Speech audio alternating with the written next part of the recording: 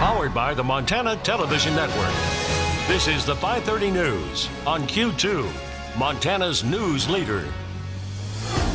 Good evening and thanks for joining us. I'm Russ. And I'm Jeanelle Slade. A downtown shooting in broad daylight leaves one man recovering at a Billings hospital tonight. The victim shot in the leg. Now Billings police are trying to piece together evidence and review surveillance footage from nearby businesses as they investigate. Now the shooting happened here outside the U.S. Bank building at 303 North Broadway shortly after 2:15 this afternoon.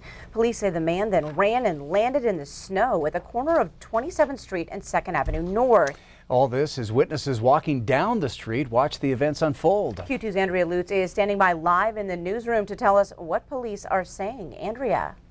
Well, Billings police say that probably what happened was there's a little bit more to the story here than just a man randomly getting shot in downtown Billings with no idea where that bullet came from or who shot it. Earlier today, there was a lot of police presence in the downtown corridor. In the area where police say this is where it all happened. The man landed in the snow, started even to put a tourniquet on his own gunshot wound. That's when another person saw the man bleeding, called 911 for help. This victim's injuries are not considered life-threatening. He has no idea where the gunshot came from. He was over in the area and got shot and ran over here. And doesn't know much else than that. Currently, we're investigating all leads, looking into that, going to check video, do the stuff cops do, and see if we can figure out what really happened. Well, so there is an alleged shooter out there on the loose, but Billings police want the public to know that they shouldn't be alarmed. They don't feel like there is any threat to the public at this time. But of course, we'll let you know when we get some more details that come into our newsroom about what exactly this investigation unfolds. Russ and Jeanelle. All right. Thanks, Andrea. Well, today President Trump took on a problem that has hit Montana hard. The president signed an executive order aimed at coordinating federal and local governments to end veteran suicide. Veteran suicide is a tragedy of staggering proportions. Hard to believe. An average of 20 veterans and service members take their lives every single day. Who would believe that's possible? There at the White House for the signing of that executive order was a familiar face from Billings, Mayor Bill Cole. Cole told me he was surprised and honored to get a call from the White House to be in attendance. Billings is part of the mayor's challenge to attack suicide, and Montana has some of the highest suicide rates in the country among veterans and the general population. There's no doubt that calling attention to a problem that normally lives in the darkness is really important. People have to know that they can get help and that it's okay to say that they need help, both the families and veterans who are suffering. But I'm hoping that this initiative will go beyond just public attention, but also result in funding. Cole says the task force that was created as a result of the executive order will explore alternatives to deal with the problem, including additional funding sources. Montana senators also responding to the president's signing today. Senator Steve Daines applauds the executive order, saying in 2016, 42 Montana veterans lost hope and made an irreversible choice that may have been preventable. They fought for our country, and now we must fight for them in their time of greatest need. Senator Jon Tester says he's optimistic after the signing, but more needs to be done. This executive order is a step in the right direction, but we've got to keep taking an all-hands-on-deck approach when it comes to efforts to expand veterans' access to mental health care and to improve our nation's suicide prevention efforts. Now, both senators are involved in Veterans Affairs committees. Montana is one of only 5 states in the country that does not have a sales tax. Yes, we have resort taxes, a bed tax, and gas taxes, but no general sales tax. In Big Sky country, income and property taxes are king, and it doesn't appear that that's going away anytime soon. Tonight, Q2's Jay Cohn takes us on special assignment to dig into Montana's sales tax past. Montana's history with the sales tax dates back more than half a century. As we showed you last night, the issue was a focal point during the 1968 governor's race, when pro-sales tax Tim Babcock lost in his bid for re-election. Since then, pro-sales tax advocates have tried and tried and tried again, but without success, to the point now that many wonder if a sales tax will ever be worth trying again. The closest Montana came to having a sales tax came in 1971, when the legislature asked voters to pick between a 40% income tax surcharge or a 2% sales tax and a 20% surtax. At the time, Evan Barrett was executive secretary of the Montana Democratic Party, and union boss Jim Murray headed up the Montana AFL-CIO. We didn't want workers to have to pay this unfair tax as they were shifting the tax load from corporate interests and business interests to low-income people. Promoting the sales tax, the group SOS, Save Our State, headed by Speaker of the House Jim Lucas of Miles City. While it ended up being defeated overwhelmingly, that wasn't a given at the beginning of that debate. The SOS people were making the argument that the money to support the sales tax referendum was coming from little old ladies and people on retirement. It turned out the pro-sales tax group was not funded by little old ladies, but rather by almost every large corporation and company doing business in the state. Opponents used a provision from Montana's 1912 Corrupt Practices Act to force that information into the open.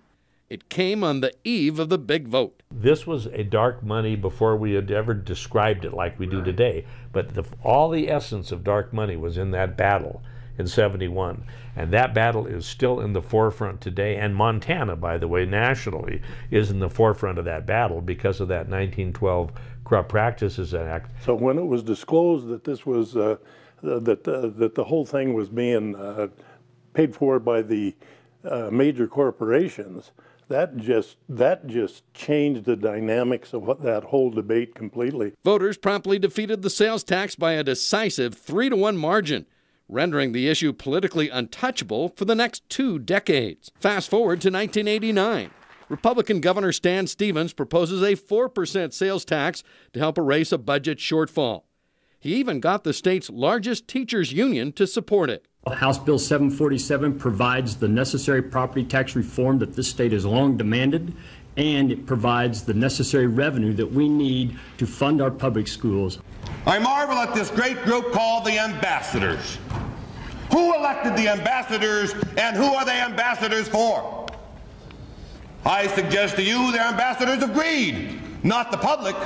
Senator Lynch won that day, but just 4 years later, in 1993, the sales tax rose again when the legislature put the question back on the ballot. Governor Mark Roscoe barnstormed the state to drum up support for the 4% general sales tax that offered both property and income tax relief. I could tell I was the only guy in the room that really wanted this thing to pass. The sales tax referendum went down again, even bigger than its predecessor in '71, with nearly 3/4 of those voting no. That sales tax would have helped enormously public education in Montana.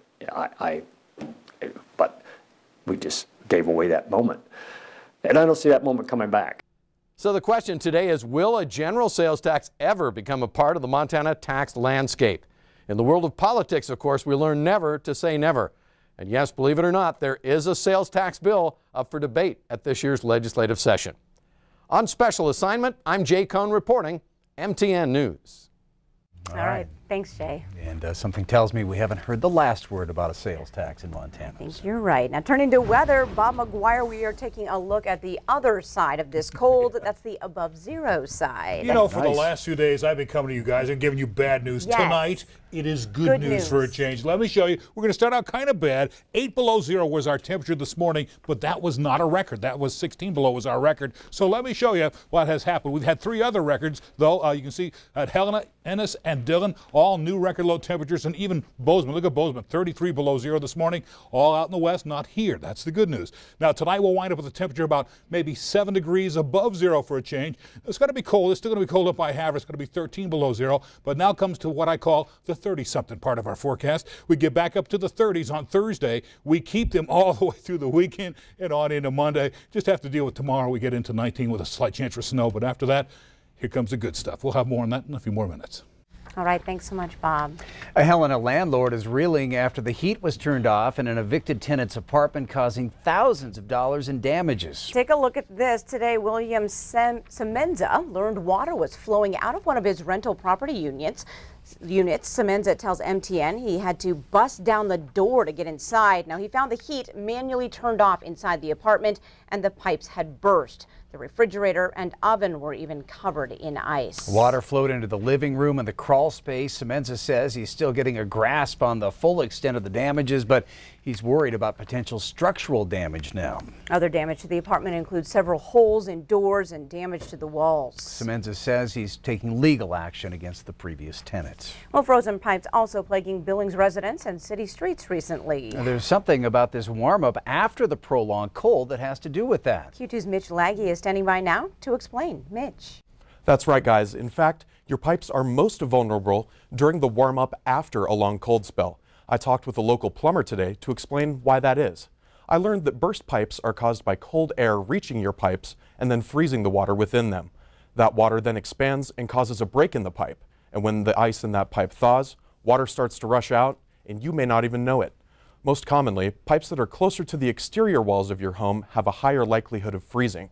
You can prevent this by making sure your pipes are insulated properly and keeping those areas of your house warm.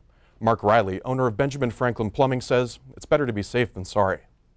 Nobody expects it, and you've gone many winters without a problem, and all of a sudden this winter. And what happens when you have this prolonged cold again is that air seeps in, and that's what freezes that pipe. And so when somebody's unsuspectingly comes home, or they're at home and they hear a pipe burst, it's a very big shock. Riley says that just some simple precautions can help prevent a big mess. Russ and Jeanelle? All right, good information. Yes. Thanks, Mitch. Up next on Q2, a common name across town is making some changes to its moniker. Find out about that. And in sports tonight, Q2's Athlete of the Week isn't that tall, but she's playing like a giant for the state tournament-bound Columbus Cougars. You're watching MTN News with Jeanelle Slade and Russ Riesinger. Storm Tracker weather with Bob McGuire. And sports with Scott Breen. This is the 5:30 news on Q2, Montana's news leader.